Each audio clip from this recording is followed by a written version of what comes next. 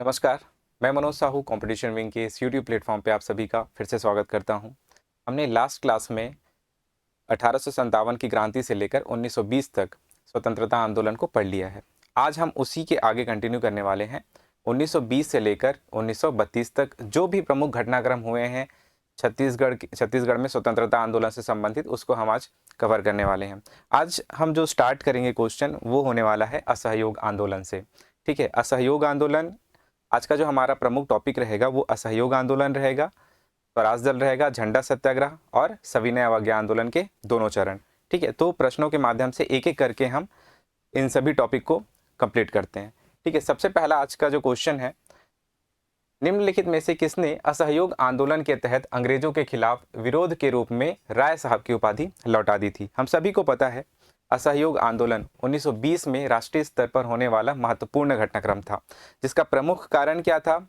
एक तरफ roulette act, खिलाफत आंदोलन और साथ में क्या हुआ था? जलियांवाला बाग हत्याकांड। ठीक है, इन सभी से आहत होकर महात्मा गांधी जी ने यह निर्णय लिया कि हम असहयोग की नीति अपनाएंगे। और असहयोग की नीति कैसे अपनाएंगे? वो होगा उपाधियों का त्याग कर, वकालत का त्याग कर, सरकारी नौकरियों का त्याग कर, विदेशी वस्तुओं का बहिष्कार करके और राष्ट्रीय विद्यालय की स्थापना करना। और इसके साथ में इस राष्ट्रीय विद्यालय की स्थापना करना, राष्ट्रीय पंचायत बनाना। ठीक है, तो इन सब कार्यक्रम के माध्यम से राष्ट्रीय स्तर पर असहयोग आंदोलन को क्रियान्वित करने का निर्णय लिया गया। और उसी का प्रभाव छत्तीसगढ़ में किस किस प्रकार से देखने को मिलता है, वो हम एक एक करके करेंगे। ठीक है, तो सबसे पहले देखते हैं राय साहब की उपाधि। ये बहुत सारी उपाधियां त्यागी गई थी, उनमें से एक उपाधि थी राय साहब की उपाधि।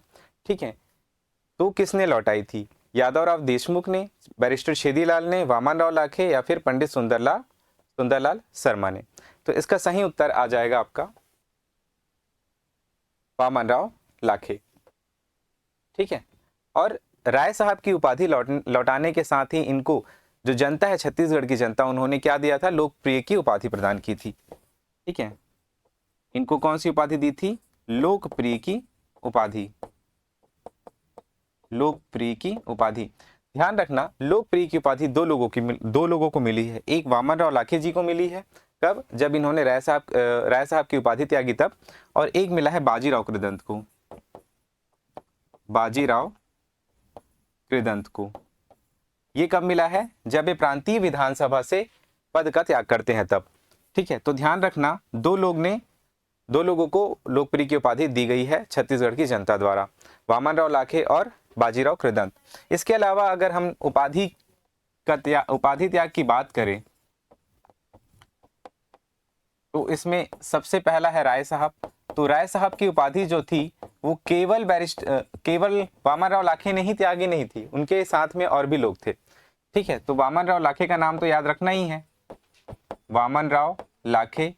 इसके अलावा किसने त्यागी थी राय साहब की उपाधि? तो इसमें आता है कल्याण जी का नाम, कल्याण जी, मुरारजी,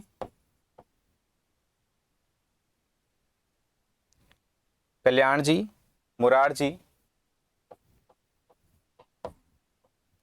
इन दोनों का नाम भी आप लोगों को याद रखना है। ठीक है, कल्याण जी, मुरारजी, वामन राव लाखे। ठीक है, इसके अलावा राय बहादुर की उपाधि, राय बहादुर की उपाधि ये किन्होंने त्यागी थी? राय बहादुर की उपाधि तो ये नागेंद्रनाथ डे जी ने उपाधि त्यागी थी, नागेंद्रनाथ डे, ये याद रखना है। इसके अलावा खान साहब की उपाधि, खान साहब की उपाधि, तो खान साहब की उपाधि किसने त्यागी थी? काजी शेर खान ने त्यागी थी, काजी शेर खान ने। ठीक है, तो ये तीनों उपाधि याद रखना है जिन्होंने ये इन उपाधियों को त्याग किया था। राय साहब, वामन राव लाखे, कल्याण जी और मुरारजी। राय बहादुर की उपाधि नागेंद्रनाथ डे और खान साहब की उपाधि काजी शेर खान। काजी शेर खान के बारे में एक चीज और याद रखना है, इन्होंने इन ऑनररी मजिस्ट्रेट का पद भी त्याग किया था। ऑनररी मजिस्ट्रेट मतलब मानद मजिस्ट्रेट। ठीक है, उस पद का भी त्याग किया था इन्होंने, मानद मजिस्ट्रेट। ठीक है, इस पद का भी त्याग किया था। तो ये कुछ चीजें हैं जो आप लोगों को उपाधि त्याग से संबंधित याद रखना है। इसके बाद नेक्स्ट क्वेश्चन देखते हैं।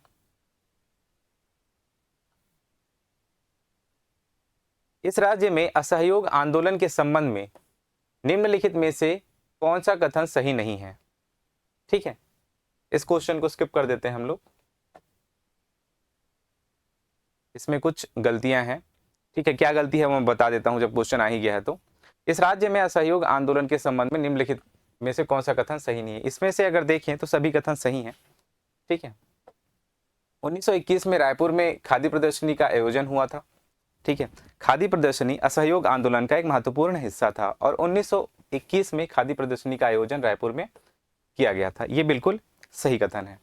नगरी सिहावा के आदिवासियों ने आंदोलन किया था, ये भी बहुत सही है। 1922 में सिहावा नगरी का एक सत्याग्रह होता है, जंगल सत्याग्रह, जिसको छत्तीसगढ़ का प्रथम जंगल सत्याग्रह भी बोला जाता है। ये भी कब हुआ था? असहयोग आंदोलन के दौरान ही हुआ था। 1923 में नागपुर में हुए झंडा सत्याग्रह में छत्तीसगढ़ के लोगों ने भाग लिया था, ये भी सही कथन है। लेकिन यहाँ पे ध्यान देने योग्य बात यह है कि झंडा सत्याग्रह और असहयोग आंदोलन दोनों एक दूसरे से भिन्न है। ठीक है, और गांधी जी का इस राज्य में प्रथम बार आगमन हुआ असहयोग आंदोलन के दौरान। ये एक्चुअल में इसका जो सही आंसर था व्यापम ने लिया हुआ था डी को। इसका रीजन यह हो सकता है कि गांधी जी का प्रथम आगमन तो हुआ था, कब हुआ था? 20 दिसंबर 1920 को, लेकिन यहाँ आने के पहले असहयोग आंदोलन इसके बाद होता है। ठीक है, महात्मा गांधी असहयोग आंदोलन के पहले छत्तीसगढ़ में आए थे, तो इसलिए संभवतः इस उत्तर को लिया गया होगा, डी को। ठीक है, और इसमें सी ऑप्शन भी कुछ हद तक गलत है क्योंकि झंडा सत्याग्रह और असहयोग आंदोलन एक दूसरे से काफी भिन्न थे, इसलिए मैं इस प्रश्न को स्किप करना चाह रहा था।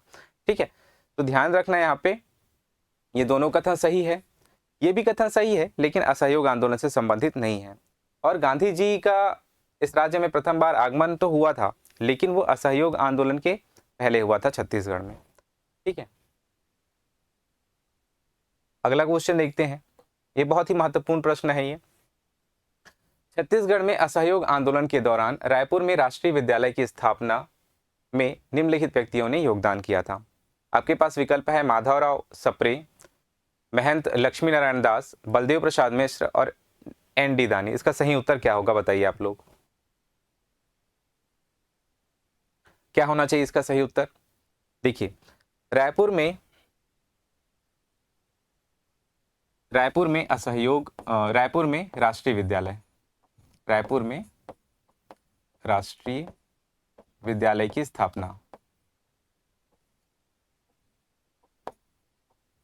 की स्थापना ये हुआ है फरवरी 1921 में। ठीक है, फरवरी 1921 में हुआ है रायपुर में राष्ट्रीय विद्यालय की स्थापना। इसमें सबसे पहले याद रखना माधवराव सप्रे का नाम। माधवराव सप्रे का नाम क्यों याद रखना है?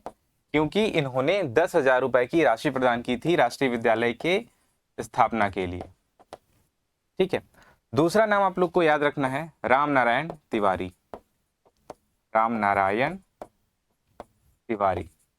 क्यों? क्योंकि ये प्रधान अध्यापक थे राष्ट्रीय विद्यालय के, प्रधान अध्यापक।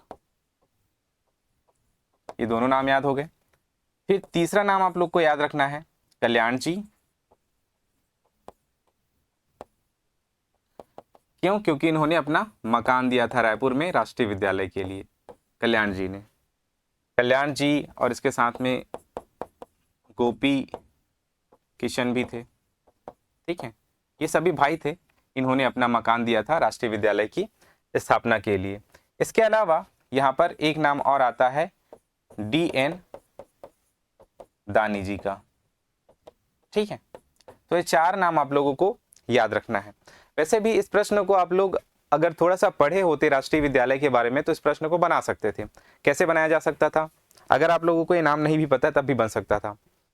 देखिए, माधवराव सप्रे, महंत लक्ष्मी नारायण दास और एन.डी. दानी, ये तीनों संबंधित है रायपुर से, किंतु बलदेव प्रसाद मिश्र जो है ये संबंधित थे राजनांदगांव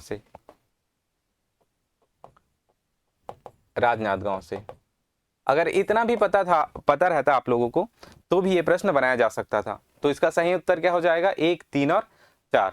1, 3 और 4 इसका सही उत्तर, माफ कीजिएगा 1, 2 और 4। 1, 2 और 4 इसका सही उत्तर हो जाएगा।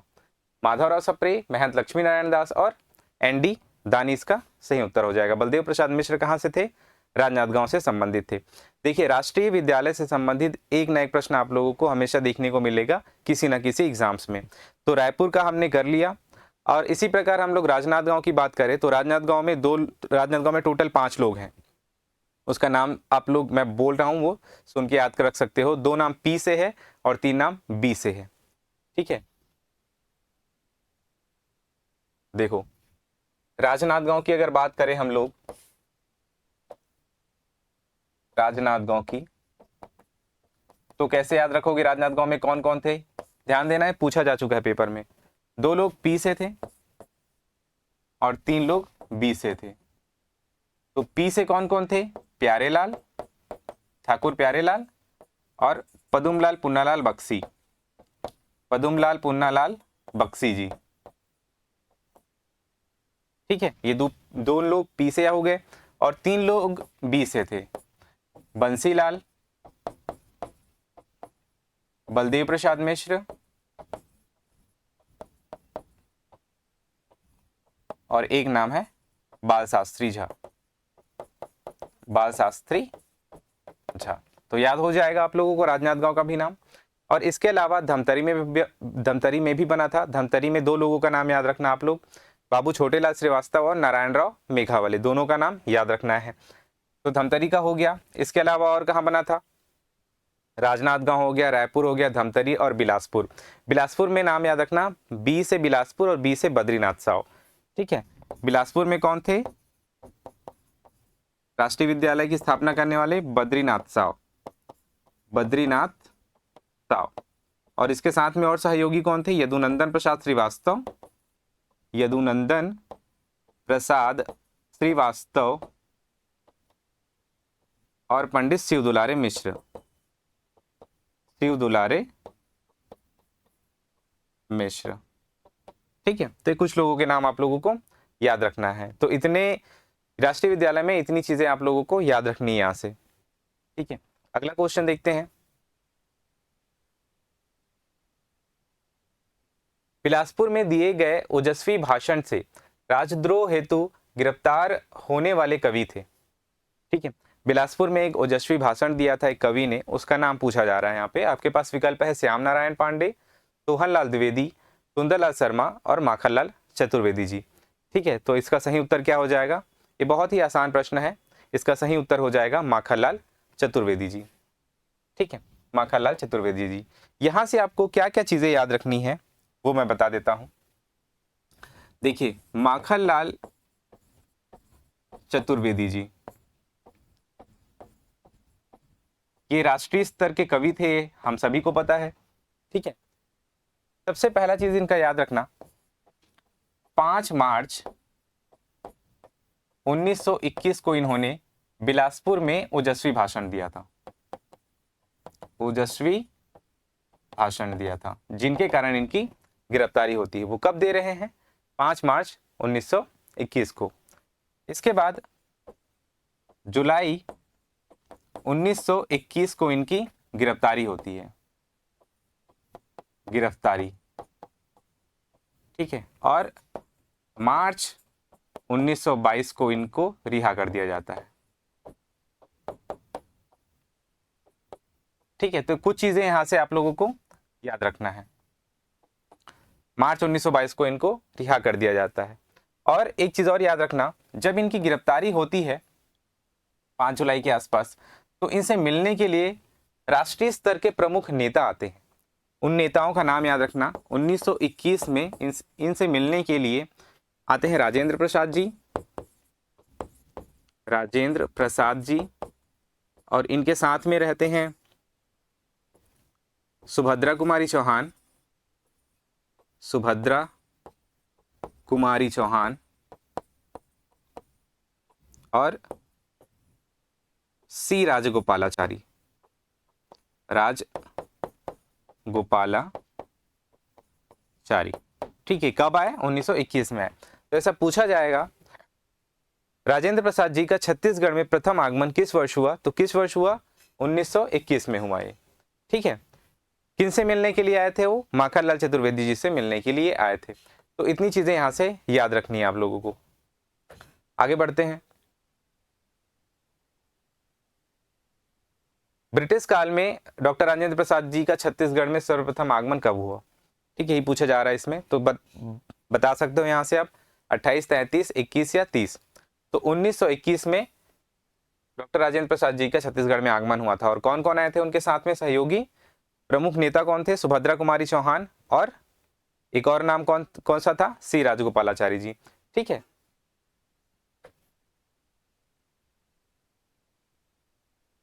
23 मार्च 1922 में रायपुर में आयोजित जिला राजनीतिक सम्मेलन में पुलिस अधीक्षक को मुफ्त प्रवेश पत्र देने से इनकार करने पर पुलिस ने निम्नलिखित में से किसे गिरफ्तार किया था? यह बहुत ही महत्वपूर्ण घटनाक्रम था 23 मार्च 1922 वाला। रायपुर में एक जिला राजनीतिक सम्मेलन का आयोजन हो रहा था। ठीक है, उसमें प्रमुख रूप से अगर देखें तो उसकी अध्यक्षता कर रहे थे उमाकांत बलवंत घाटे। इसकी अध्यक्षता कौन कर रहे थे इस सम्मेलन की? उमाकांत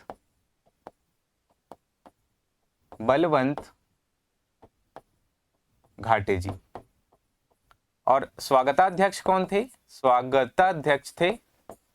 स्वागताध्यक्ष ये थे पंडित रविशंकर शुक्ल जी। ठीक है, इस सम्मेलन में ऐसा एक शर्त रखा गया था, इस सम्मेलन में भाग लेने के लिए एक ऐसी पात्रता थी कि जिन लोगों के पास पास दिए गए हैं उन्हीं लोग इसमें भाग ले सकते थे इस सम्मेलन में, या फिर प्रबंधन समिति की अनुमति लेकर कोई इस सम्मेलन में भाग ले सकता था। तो यहाँ पे 2 पुलिस अधिकारी रहते हैं। ठीक है, 2 पुलिस अधिकारी रहते हैं, जॉन्स और क्लार्क। क्या नाम है इनका?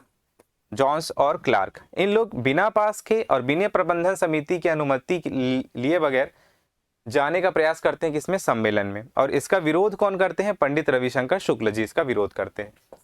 ठीक है, सम्मेलन में जाने का प्रयास करते हैं, सम्मेलन में प्रवेश का प्रयास करते हैं, लेकिन विरोध कौन करते हैं? इसका विरोध करते हैं पंडित रविशंकर शुक्ल जी। पंडित रविशंकर शुक्ल जी, जिसके कारण इनकी गिरफ्तारी कर ली जाती है।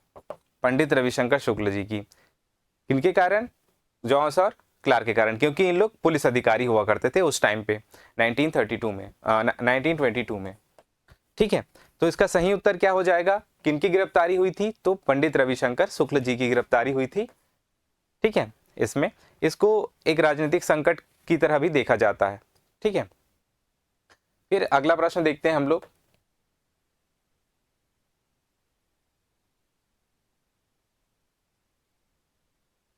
सूची 1 और सूची 2। ठीक है, 2 सूची दी गई हुई है, इसको सुमेलित करना है। पहला लिखा हुआ है वकालत का त्याग, इस तरफ लिखा हुआ है व्यक्तियों के नाम। दूसरा राय साहब पदवी का समर्पण, विधानसभा की सदस्यता का त्याग पत्र, रायपुर के रावा भाटा में खादी प्रदर्शनी। ठीक है, तो क्या क्या होना चाहिए इसका सही आंसर? देखिए, वकालत का त्याग हुआ था रायपुर से भी, राजनांदगांव से भी, छुई खदान से भी, दुर्ग से भी, बिलासपुर से भी, अलग अलग जगह से अलग अलग लोगों ने वकालत का त्याग किया था। तो वकालत का त्याग रायपुर से किया था पंडित रविशंकर शुक्ल जी ने, ठाकुर प्यारेलाल जी ने, राम नारायण तिवारी जी ने। ठीक है, ये 3 जो है प्रमुख थे रायपुर से वकालत का त्याग करने वाले। और बिलासपुर की अगर बात करें तो बिलासपुर में कौन कौन प्रमुख थे? बिलासपुर में NR खानकोज जी थे, DK मेहता जी थे, ई राघवेंद्र राव थे। ठीक है, और बैरिस्टर छेदीलाल जी थे। कहाँ से? बिलासपुर से। और अगर हम लोग बात करें राजनांदगांव से, तो राजनांदगांव से नाम आता है बलदेव प्रसाद मिश्र जी का। छुई खदान की बात करें तो छुई खदान से नाम आता है गोवर्धन लाल श्रीवास्तव जी का। जितने नाम मैं बता रहा हूँ उन सभी के नाम आप लोग एक जगह नोट कर लीजिए और उसको बार बार रिवाइज कर लीजिए, क्योंकि वकालत त्याग में इन लोगों का नाम महत्वपूर्ण है। और दुर्ग की अगर बात करेंगे तो दुर्ग से किसने वकालत त्यागा था? घनश्याम सिंह गुप्त ने। ठीक है, एक बार मैं और रिपीट कर देता हूँ। रायपुर की अगर बात करें तो पंडित रविशंकर शुक्ल जी, राम नारायण तिवारी जी, ठाकुर प्यारेलाल जी। ठीक है, ये हो गए। बिलासपुर की अगर बात करें तो ई राघवेंद्र राव छेदीलाल, ये दोनों याद रहते हैं। इसमें NR खानकोज और DK मेहता, इसका भी नाम याद रख लेना। और इसके बाद अगर बात करें हम लोग राजनांदगांव की, तो राजनांदगांव से बलदेव प्रसाद मिश्र ने वकालत का त्याग किया था। छुई खदान की बात करें, छुई खदान इंपॉर्टेंट है, गोवर्धन लाल श्रीवास्तव ने। और अगर हम लोग दुर्ग की बात करें तो दुर्ग से घनश्याम सिंह गुप्त ने वकालत का त्याग किया था। दूसरा दिया है राय साहब पदवी का समर्पण। राय साहब पदवी का समर्पण मैं बता चुका हूं उसके पहले, वामनराव लाखे, कल्याण जी और मुरारजी, इन तीनों ने राय साहब की पदवी का त्याग किया था। ठीक है। विधानसभा की सदस्यता का त्याग पत्र, तो यहाँ पे ध्यान देना, विधानसभा की सदस्यता का त्याग जो है 3 लोगों ने किया था, रायपुर से, धमतरी से और बलौदा बाजार से, बलौदा बाजार से। ये विधानसभा, प्रांतीय विधानसभा से त्यागपत्र। ठीक है। तो रायपुर से किसने किया था, धमतरी से किसने किया था, बलौदा बाजार से किसने किया था? रायपुर से किया था यादव राव देशमुख ने। किसने किया था? यादव राव देशमुख जी ने।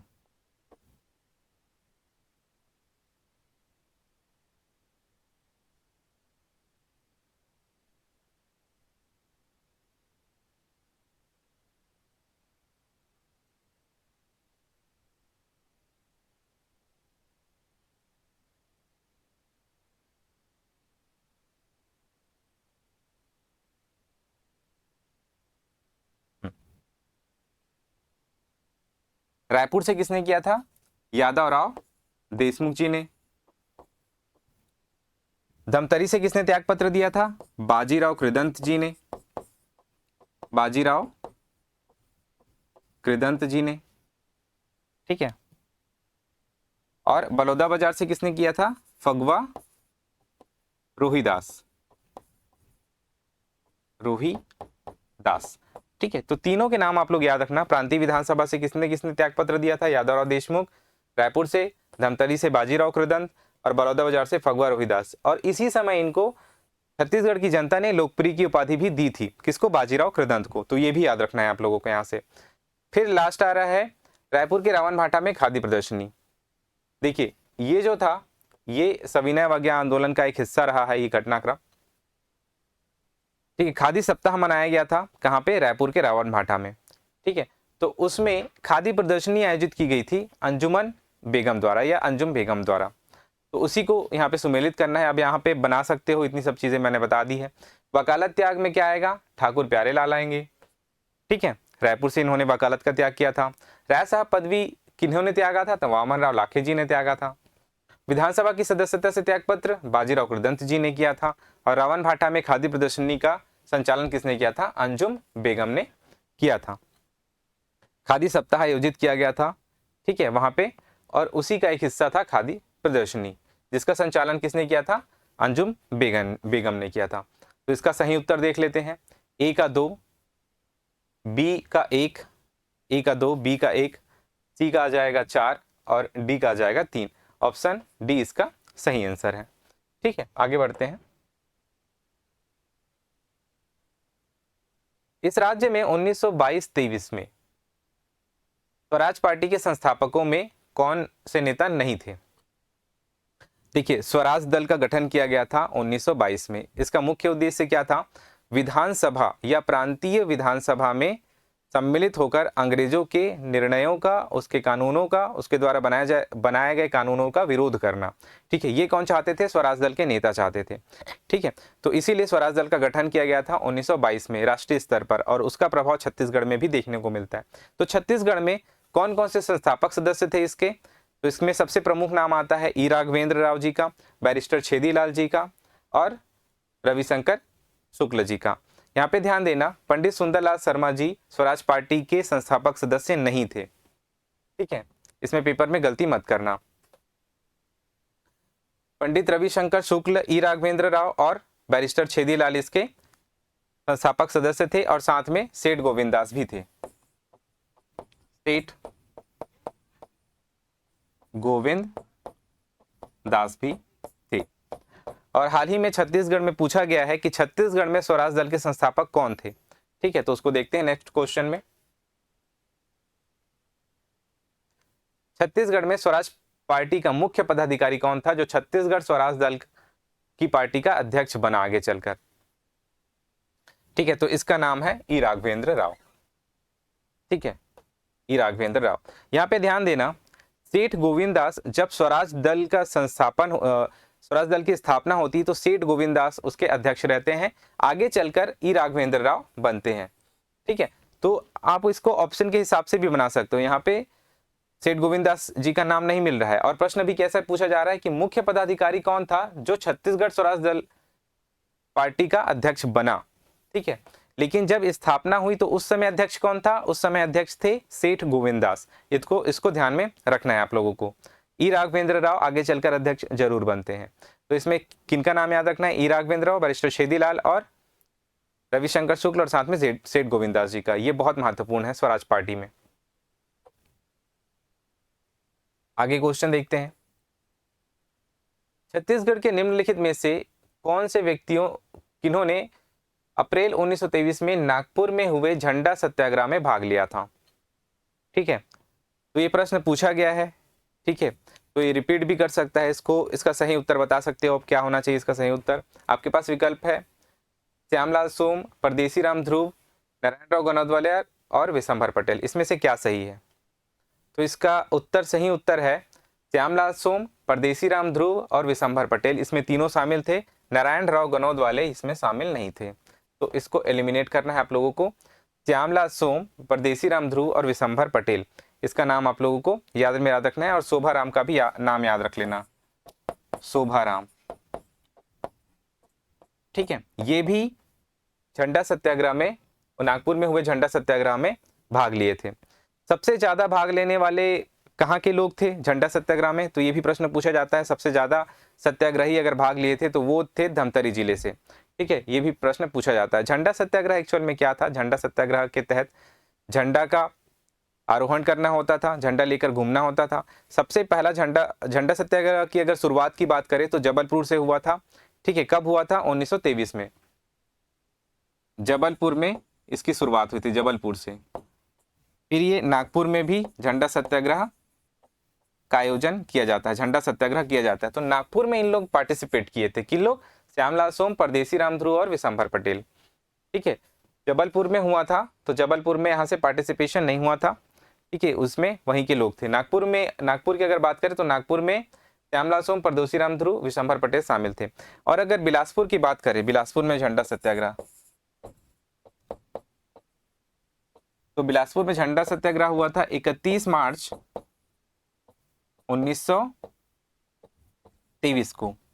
ठीक है, बिलासपुर के टाउन हॉल में झंडा फहराया था कांति कुमार भारती ने। कांति कुमार भारती ने बिलासपुर के टाउन हॉल में झंडा फहराया था। किसने? इस कारण इनको सजा भी हुई थी क्रांति कुमार भारती जी को।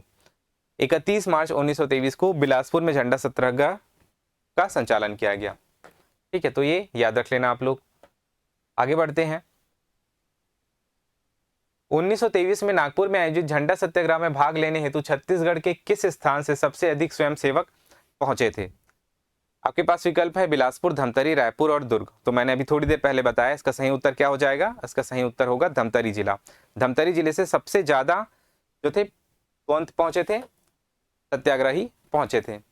और आप लोग अगर डिटेल में पढ़ोगे झंडा सत्याग्रह को तो जितने भी नाम देख रहे हैं आप लोग, विशंभर पटेल, श्यामलाल, ठीक है, ये सभी लोग जो थे सत्याग्रह आश्रम से भी जुड़े हुए थे, जो सुंदरलाल शर्मा ने धमतरी में बनाया था। ठीक है, कब बनाया था? ये बनाया था आगे चलकर दो जगह पे बनता है। रायपुर में सबसे पहले बनता है सत्याग्रह आश्रम, फिर आगे चलकर कहाँ पे बनेगा? सविनय अवज्ञा आंदोलन के दौरान धमतरी में भी बनता है। ठीक है, तो ये सत्याग्रही थे शुरुआत में रायपुर में जो सत्याग्रह आश्रम संचालन हुआ था उसमें इन लोग शामिल हुआ करते थे। तो धमतरी जिले से सबसे ज्यादा पार्टिसिपेशन हुआ था। झंडा सत्याग्रह बिलासपुर में कब प्रारंभ हुआ? तो क्या होना चाहिए इसका सही उत्तर? 1 जनवरी 1923, 18 मार्च 1922, 15 सितंबर 1924 या फिर 31 मार्च 1923। क्या होगा इसका सही उत्तर? इसका सही उत्तर हो जाएगा 31 मार्च 1923 अगर बिलासपुर की बात करें तो। ठीक है, आगे बढ़ते हैं। बिलासपुर में वानर सेना के संस्थापक कौन थे? ठीक है, 2 वानर सेना गठित किए गए थे? फिलहाल देख लेते हैं बिलासपुर का। दिवाकर कालीकर, वासुदेव देवरस, क्रांति कुमार भारती और गजाधर साव। तो इसका सही उत्तर क्या हो जाएगा? इसका सही उत्तर हो जाएगा वासुदेव देवरस। ठीक है, बिलासपुर में वानर सेना का गठन हुआ था और एक हुआ था रायपुर में। ठीक है, बिलासपुर में गठन हुआ था 1930 में और यहाँ पे 1932 में रायपुर सेना का गठन होता है। बिलासपुर में ध्यान रखना प्रथम सविनय अवज्ञा आंदोलन के दौरान हुआ था और रायपुर में द्वितीय सविनय अवज्ञा आंदोलन के दौरान हुआ था। ठीक है, कब कब हुआ था? रायपुर की अगर बात करें तो द्वितीय सविनय अवज्ञा आंदोलन के दौरान हुआ था वानर सेना का गठन, और बिलासपुर में प्रथम सविनय अवज्ञा आंदोलन के दौरान हुआ था। कौन कौन थे इसमें प्रमुख? तो बिलासपुर की अगर बात करें तो वासुदेव देवरस थे, वासुदेव देवरस। और अगर रायपुर की बात करें तो रायपुर में कौन थे? बलीराम दुबे, जिसको आजाद भी कहा जाता था, बलीराम दुबे। ठीक है, रायपुर में जब वानर सेना का गठन हुआ था तो उसके संचालक कौन थे? संचालक थे यति यतन लाल जी, और उसमें सहयोगी कौन थे? बलीराम दुबे जी के। उसमें बलीराम दुबे जी के दो प्रमुख सहयोगी थे, रामाधर नाई और भगवती चरण शुक्ल। ठीक है, कौन कौन? रामाधर नाई और भगवती चरण शुक्ल इसके सहयोगी थे बलीराम दुबे के। तो इसको भी याद रख लेना आप लोग। आगे बढ़ते हैं। इस राज्य में सविनय अवज्ञा आंदोलन के दौरान बच्चों के एक संगठन वानर सेना के संस्थापक निम्नलिखित में से कौन थे? वही प्रश्न फिर से आ गया। पंडित सुंदरलाल शर्मा, बलीराम दुबे, कुंज बिहारी अग्निहोत्री, शोभाराम शाह। ठीक है, तो इसका सही उत्तर क्या हो जाएगा? बलीराम दुबे जी इसके सदस्य अध्यक्ष थे। ठीक है, इसको मतलब संस्थापक थे।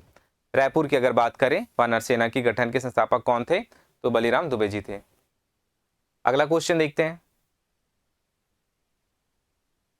सविनय अवज्ञा आंदोलन के दौरान बिलासपुर के शासकीय हाई स्कूल में तिरंगा झंडा किसने फहराया था?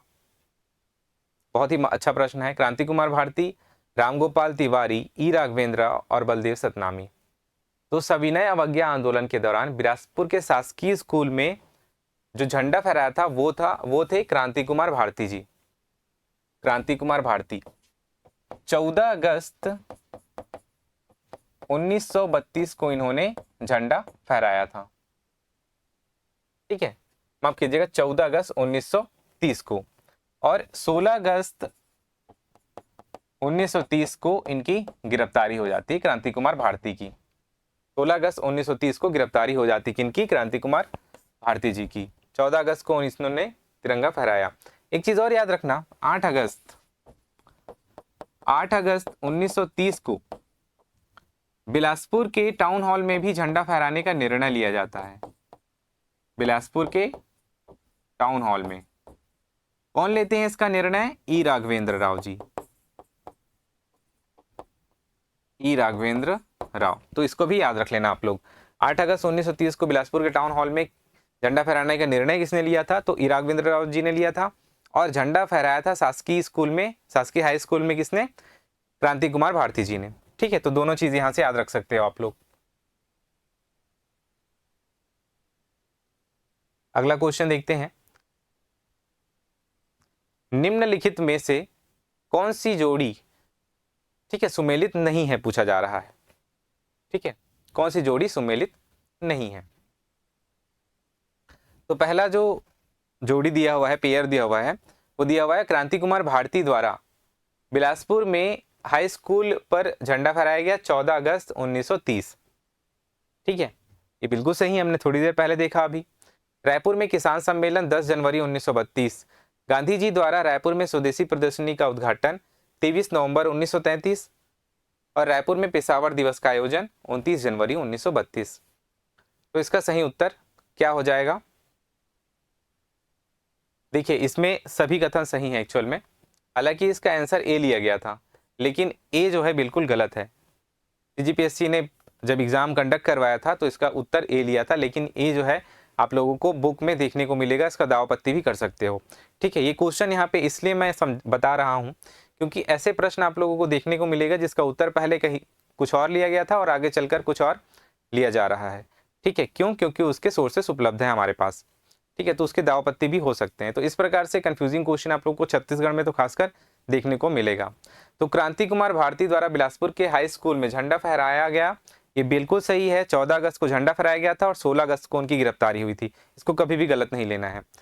रायपुर में किसान सम्मेलन आयोजित किया गया था, ये भी सही कथन है। 10 जनवरी 1932 को एक किसान सम्मेलन हुआ था। गांधी जी द्वारा रायपुर में स्वदेशी प्रदर्शनी का उद्घाटन किया गया, ये कब हुआ था? ये हुआ था महात्मा गांधी के द्वितीय प्रवास में। जब महात्मा गांधी छत्तीसगढ़ में दूसरी बार आते हैं तो 23 नवंबर 1933 को रायपुर के विक्टोरिया गार्डन, जिसको मोती बाग भी कहा जाता है, ठीक है, वहां पे उन्होंने स्वदेशी प्रदर्शनी का उद्घाटन किया था। ये बिल्कुल सही कथन है। रायपुर में पेशावर दिवस ये भी मनाया गया था 29 जनवरी 1932 को, ठीक है, 29 जनवरी 1932 को ये हुआ था, ये भी सही घटनाक्रम है।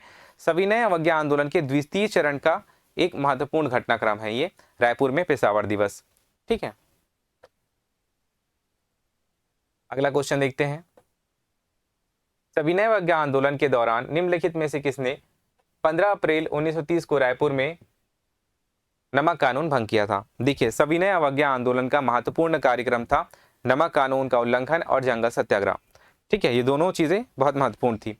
अगर हम लोग छत्तीसगढ़ में सविनय अवज्ञा आंदोलन की शुरुआत देखें तो 12 मार्च से लेकर 6 अप्रैल, ठीक है, 12 मार्च से लेकर 6 अप्रैल तक दांडी मार्च होता है, सभी को पता है, राष्ट्रीय स्तर पर। और 6 अप्रैल से लेकर 13 अप्रैल तक राष्ट्रीय सप्ताह मनाया जाता है, ठीक है। ये सविनय अवज्ञा आंदोलन के बारे में थोड़ी सी चीजें हैं जो आप लोग को याद रखनी है, इसलिए मैं बता रहा हूँ इसको। इसके बाद मैं इस प्रश्न में आऊंगा, ठीक है।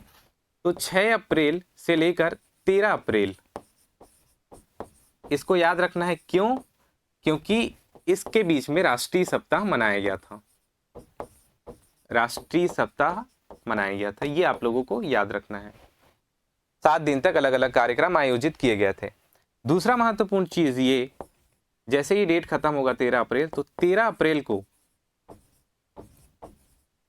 अप्रैल को छत्तीसगढ़ में पंडित नेहरू जी का आगमन होने वाला रहता है।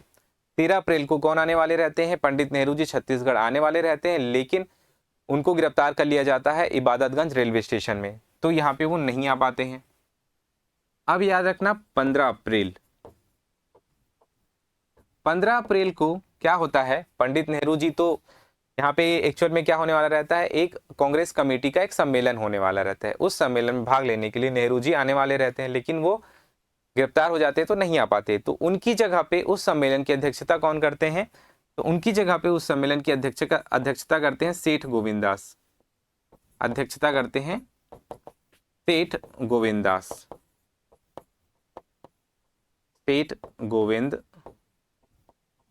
दास। और स्वागत अध्यक्ष कौन रहते हैं? स्वागत अध्यक्ष रहते हैं रविशंकर शुक्ल जी, रविशंकर शुक्ल जी रहते हैं। और इसी सम्मेलन में नमक कानून उल्लंघन करने का निर्णय लिया जाता है, ठीक है, किसमें? 15 अप्रैल को जो कांग्रेस कमेटी का सम्मेलन हो रहा है उसमें। और उसमें कानून का उल्लंघन कैसे किया जाता है? उसमें कानून का उल्लंघन किया जाता है HCl में थोड़ा सा समुद्र का पानी मिलाकर, ठीक है, HCl में समुद्र का पानी मिलाकर इसमें नमक कानून का उल्लंघन किया जाता है। खैर वो उतना इंपॉर्टेंट नहीं है। यहाँ पे ध्यान देने वाली बात यह है कि किसने किया नमक कानून का उल्लंघन? तो पंडित रविशंकर शुक्ल जी ने नमक कानून का उल्लंघन किया, ठीक है। उसमें सहयोगी कौन थे? तो सहयोगी में याद रखना बहुत सिंपल है, इसको याद रखना और इससे रिलेटेड क्वेश्चन बनेंगे आपके। सबसे पहला नाम जो आएगा वो आएगा लक्ष्मी, दूसरा नाम आएगा गोविंद, तीसरा नाम आएगा द्वारका और गया। देखो इसको मैंने अधूरा इसलिए लिखा है ताकि आप लोगों को नाम याद हो जाए। लक्ष्मी गोविंद द्वारका गया, ठीक है, कौन? लक्ष्मी गोविंद द्वारका गया। तो लक्ष्मी नारायण तिवारी, द्वारका प्रसाद मिश्र, माफ कीजिएगा गोविंद दास, ठीक है, द्वारका प्रसाद और गयाचरण त्रिवेदी, गयाचरण त्रिवेदी जी, ठीक है। गोविंद दास, लक्ष्मी नारायण दास, ये लक्ष्मी नारायण दास हो गए। रविशंकर शुक्ल, द्वारिका प्रसाद मिश्र, द्वारिका प्रसाद मिश्र। तो यहाँ से आप लोग याद रख सकते हो, लक्ष्मी गोविंद द्वारका गया, ये कौन थे? रविशंकर शुक्ल के सहयोगी थे जिन्होंने नमक कानून का उल्लंघन किया। तो इतनी चीजें यहाँ से याद रखनी है आप लोगों को सविनय अवज्ञा आंदोलन के शुरुआती चरण की अगर बात करें तो। और ये सभी घटनाक्रम हो रहा है 1930 में, जो कि सविनय अवज्ञा आंदोलन का प्रथम चरण था। तो इसका सही उत्तर क्या हो जाएगा? महंत लक्ष्मी नारायण दास, रविशंकर शुक्ल, द्वारका प्रसाद मिश्र, सेठ गोविंद दास। इसका सही उत्तर हो जाएगा 1, 2, 3, 4। इसमें सभी ऑप्शन सही है, ध्यान देना इसको, ठीक है। इसमें एक ये ऑप्शन छूट गया था 2 जो है, तो इसका सही ऑप्शन क्या, सही उत्तर क्या हो जाएगा? 1, 2, 3 और 4, ABCD सही इसके उत्तर हो जाएंगे, ठीक है। तो आगे बढ़ते हैं अगले प्रश्न में।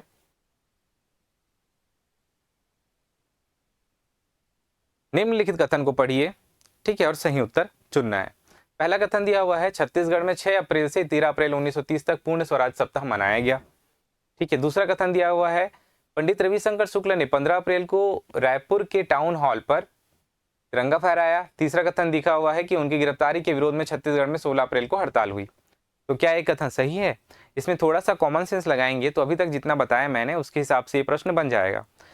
जरूरी नहीं है एग्जाम हॉल में आपको जो है सभी कथन जो दिए गए हैं आपको एग्जैक्ट याद रहे, इसमें आप लोगों को एलिमिनेट करने भी आना चाहिए। जैसे ये प्रश्न पूरा एलिमिनेशन वाला है। पहला कथन दिया हुआ है, छत्तीसगढ़ में 6 अप्रैल से लेकर 13 अप्रैल 1930 तक पूर्ण स्वराज सप्ताह मनाया गया। ये प्रथम सविनय अवज्ञा आंदोलन का स्टार्टिंग फर्स्ट स्टेज ही था, पूर्ण स्वराज सप्ताह 6 अप्रैल से 13 अप्रैल तक। जैसे ही दांडी मार्च खत्म होता है पूर्ण स्वराज सप्ताह मनाते हैं। फिर 13 अप्रैल के बाद क्या होता है? 13 अप्रैल को मैंने बताया था नेहरू जी आने वाले रहते हैं लेकिन वो नहीं आ पाते, तो सेठ गोविंद दास जी कांग्रेस कमेटी के सम्मेलन की अध्यक्षता करते हैं, ठीक है। तो यहाँ पे जो लिखा हुआ है, पंडित रविशंकर शुक्ल ने 15 अप्रैल को रायपुर के टाउन हॉल पर तिरंगा फहराया, बिल्कुल गलत है। इन्होंने ऐसा कुछ भी नहीं किया था क्योंकि यहाँ पे नमक कानून का उल्लंघन किया गया था 15 अप्रैल को, तो ये दूसरा कथन तो बिल्कुल गलत हो जाएगा। फिर लिखा हुआ है 16 अप्रैल को हड़ताल हुई उनकी गिरफ्तारी के विरोध में, ऐसा भी कुछ नहीं हुआ था, उनकी गिरफ्तारी जरूर हुई थी, ठीक है, आगे चलकर, लेकिन ऐसा कुछ नहीं हुआ था। तो पहला कथन जो है इसका सही कथन हो जाएगा, बाकी सब इसके गलत कथन है। इसका आंसर क्या हो जाएगा? केवल एक सही है, ठीक है। इसमें एक ऑप्शन छूट गया है। इसमें सही उत्तर क्या हो जाएगा? सही उत्तर होगा केवल एक सही है, केवल एक सही है, ठीक है। इसका सुधार लेना है आप लोग इसको। अगला प्रश्न देखते हैं, निम्नलिखित में से किसने रायपुर में सत्याग्रह आश्रम की स्थापना की? रत्नाकर झा, प्यारेलाल सिंह, सुंदरलाल शर्मा, छबीराम चौबे। कभी भी सत्याग्रह आश्रम की बात आएगी छत्तीसगढ़ में, चाहे रायपुर हो चाहे धमतरी हो, दोनों जगह पे इस आश्रम की स्थापना कौन कर रहे हैं? पंडित सुंदरलाल शर्मा जी कर रहे हैं, ठीक है, छत्तीसगढ़ के गांधी।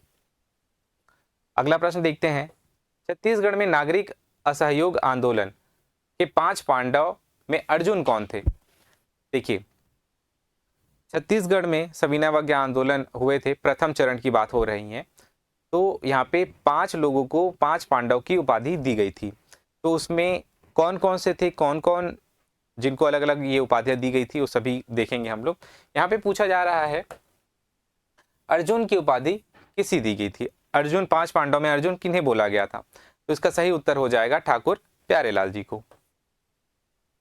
5 पांडव कौन कौन से, पहले तो ये याद होने चाहिए। सबसे पहले युधिष्ठिर, दूसरा भीम, तीसरा अर्जुन, चौथा नकुल, फिर 5वां सहदेव। तो इसमें वामन राव जो लाखे थे ये थे युधिष्ठिर,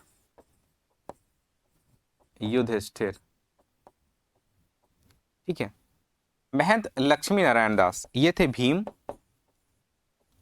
ठाकुर प्यारेलाल अर्जुन थे, ठीक है। शिवदास डागा जो थे वो सहदेव थे, और नकुल थे मौलाना अब्दुल रऊफ मेहवी,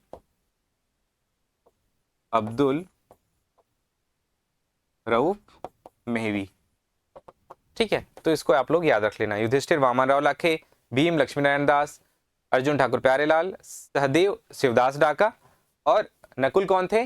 मौलाना अब्दुल रऊफ मेहवी जी थे, ठीक है। अगला प्रश्न देखते हैं यहां से, 13 अप्रैल 1930 को महाकौशल राजनीतिक अधिवेशन पंडित जवाहरलाल नेहरू की अध्यक्षता में रायपुर में होने वाला था। चूंकि वे गिरफ्तार कर लिए गए तो उस अधिवेशन की अध्यक्षता किसने की थी? अभी मैंने बताया थोड़ी देर पहले, रविशंकर शुक्ल, सेठ गोविंददास, महल लक्ष्मी नारायण दास और ठाकुर प्यारेलाल सिंह। तो इसका सही उत्तर हो जाएगा सेठ गोविंददास जी। ठीक है, सेठ गोविंददास जी ने इसकी अध्यक्षता की थी जब रविशंकर शुक्ल माफ कीजिएगा पंडित जवाहरलाल नेहरू जी की गिरफ्तारी हो जाती। कहाँ पे? इबादतगंज रेलवे स्टेशन पे। अगला प्रश्न देखते हैं हम लोग। मंटोरा भाई, मुटकी बाई, फुटेनिया बाई, केजा बाई को उनकी स्वतंत्रता आंदोलन के किस कार्य हेतु जेल में रखा गया था?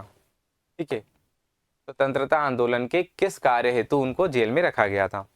किनको? Mantora, मुटकी by, फुटेनिया by, केजा by. ये सभी नाम जो थे द्वितीय चरण के सविनय आंदोलन के द्वितीय चरण से संबंधित थे। विदेशी सामान की बिक्री के दौरान धरना, असहयोग आंदोलन के तहत जंगल सत्याग्रह, सविनय अवज्ञा आंदोलन के समय नमक सत्याग्रह, भारत छोड़ो आंदोलन के तहत चरखा काटने हेतु। तो इसका सही उत्तर हो जाएगा विदेशी सामान की बिक्री हेतु। देखिए 29 मार्च 1932 को इन लोग विदेशी वस्तुओं का बहिष्कार करते हैं। जितने भी महिलाएं लिखी हुई हैं उन लोग विदेशी वस्त्रों का बहिष्कार करते हैं। ठीक है, इसमें दो लोग और शामिल थे। कौन शामिल थे इसमें? शंकरराव गनौदवाले, शंकरराव गनौदवाले जी और पंडित त्रेतानाथ तिवारी जी।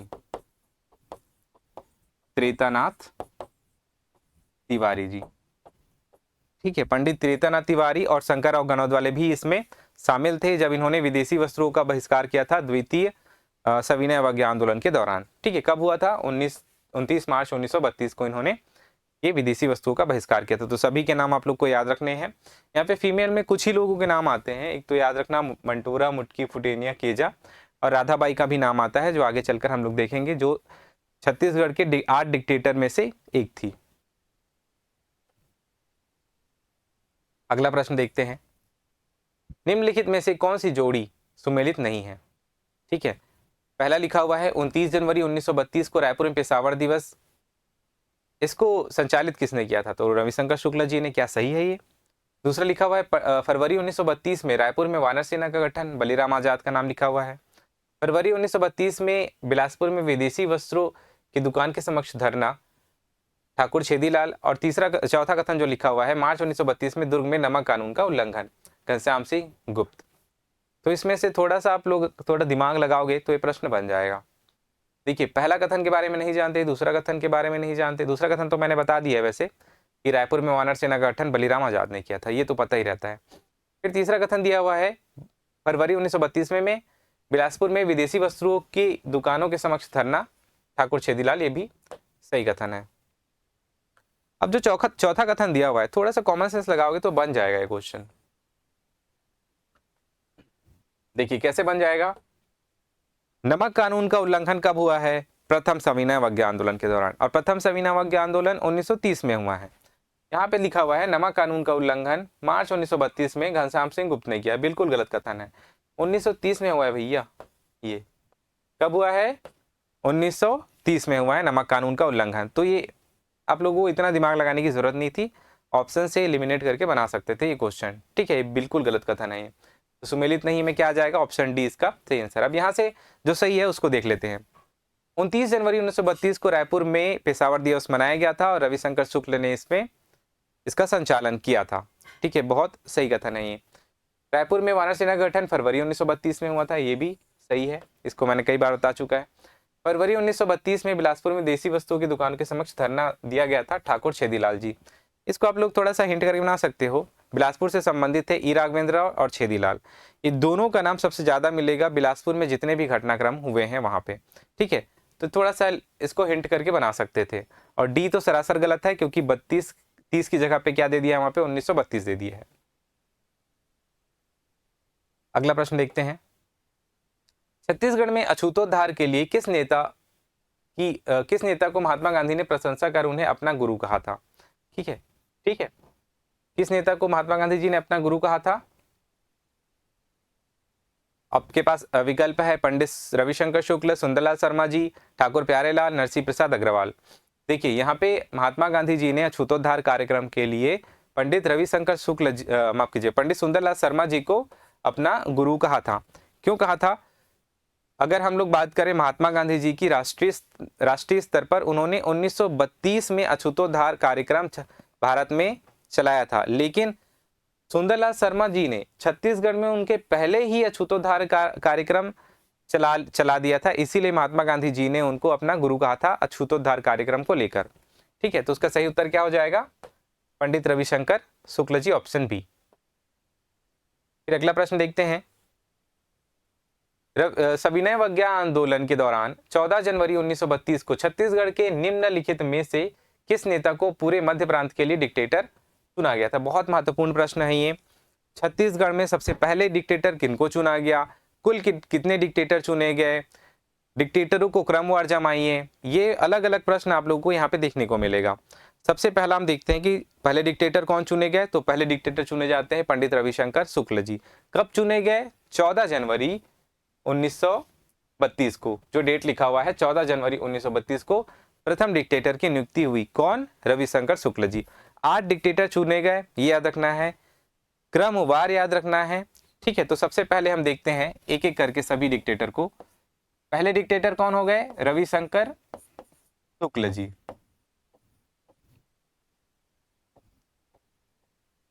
रविशंकर शुक्ल जी। दूसरा किनका नाम याद रखना है? पंडित सुंदरलाल शर्मा जी को याद रखना है। सुंदरलाल शर्मा, दो नाम याद हो गए, दो दो पेयर करके याद रखना, बहुत आसानी से याद हो जाएगा।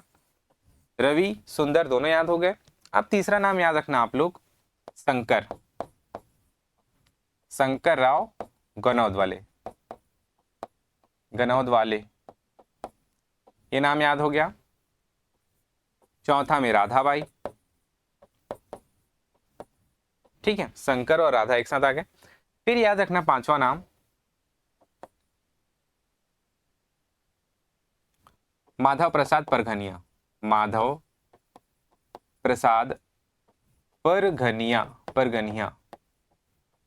ठीक है, छठवां नाम आ जाएगा राम नारायण मिश्र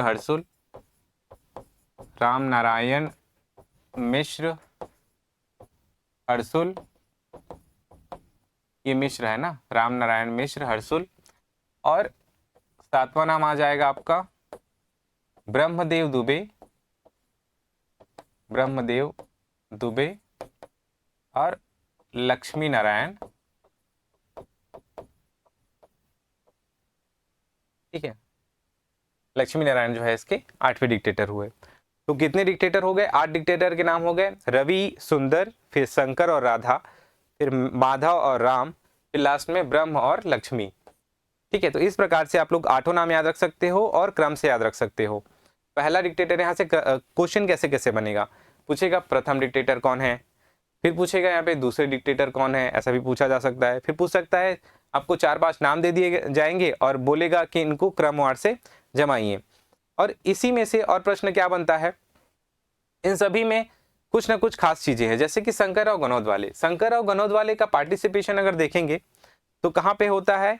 जब विदेशी वस्तुओं का बहिष्कार होता है 29 मार्च 1932 को, जिसमें मंटोरा, मुटकी, केजिया, फुटेनिया बाई इन लोग शामिल रहते हैं तब। ठीक है, शंकरराव गनौद वाले का रोल रहता है। राधाबाई का रोल भी रहता है, लेकिन बहुत स्पेसिफिक रोल नहीं रहता। इन लोग विदेशी वस्तुओं के बहिष्कार में ज्यादा इनका रोल रहता है।